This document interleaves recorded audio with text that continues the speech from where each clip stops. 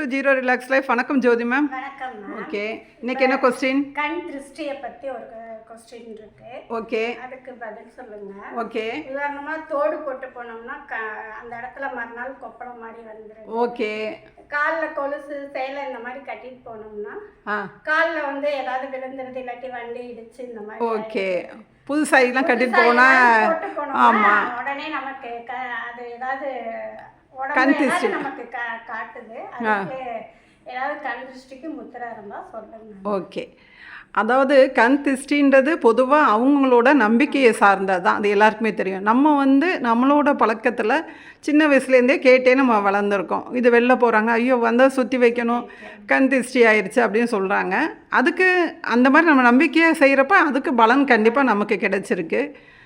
அதனால் இதுக்கு வந்து ஒரு 2 முதிரை இருக்குது. அந்த முதிரையை செய்வோம். இதை நம்பிக்கையோடு செய்கிறப்ப நம்மளோட எண்ணங்களுக்கு ஏற்ற மாதிரி அதுவும் சரியாயிடும். கண் திருஷ்டி மற்றவரோட எண்ணங்கள் நம்மளை சாராமல் இருக்கும், நம்மளை வந்து தாக்காமல் இருக்கும்.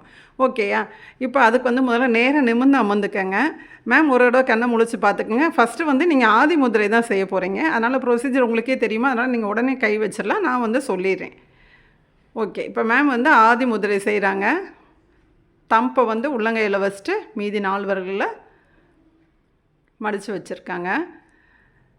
இப்போ வந்து எந்த முதிரை செய்கிறதா இருந்தாலும் அதுக்கு முன்னாடி நேரம் நிமிர்ந்து அமர்ந்திருக்காங்க. முதுகு தண்டு நேராக இருக்கணும். அவங்க எண்ணத்தால் அவங்க ப்ரீத் வாட்ச் பண்ணுறாங்க. ஓகேயா? இப்போ அவங்க ப்ரீத் வாட்ச் பண்ணிக்கிட்டே கையில் விரல்களில் கொடுத்துருக்க அந்த அழுத்தத்தை வாட்ச் பண்ணுறாங்க. இந்த ஆதி முத்திரைக்கு ஒரு நல்ல சிறப்பு அம்சம் என்னன்னு பார்த்தீங்கன்னா, எதிர்ப்பு சக்தியை முதல்ல கொடுக்கும்.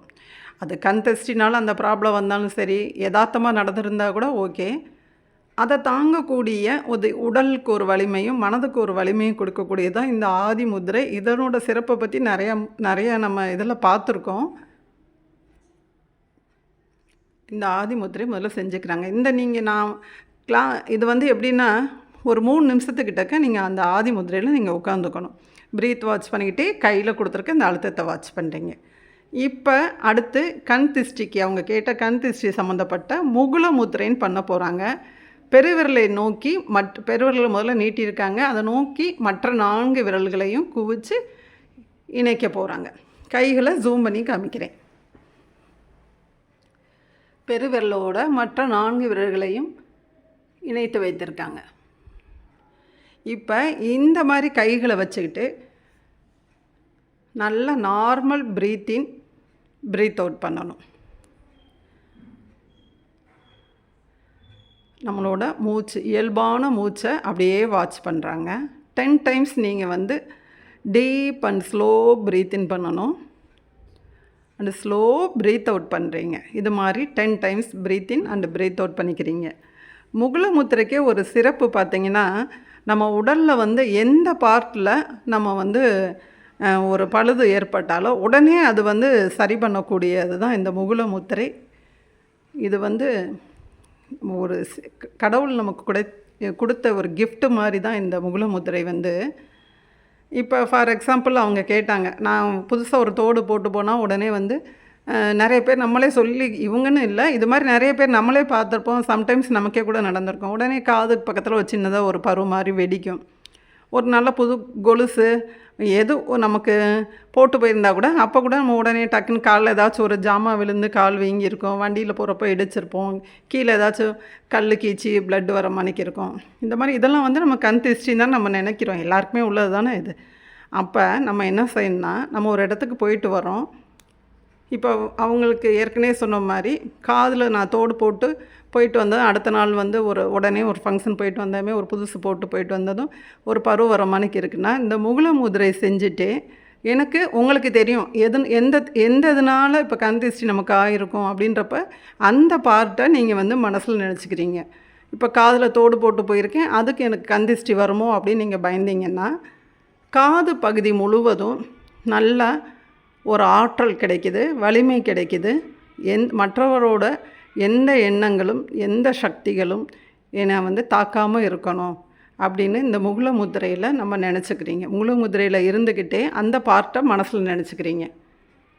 இதே தான் கொலுசு போட்டிருந்தீங்கன்னா கால் பகுதியை நினச்சிக்கிறீங்க.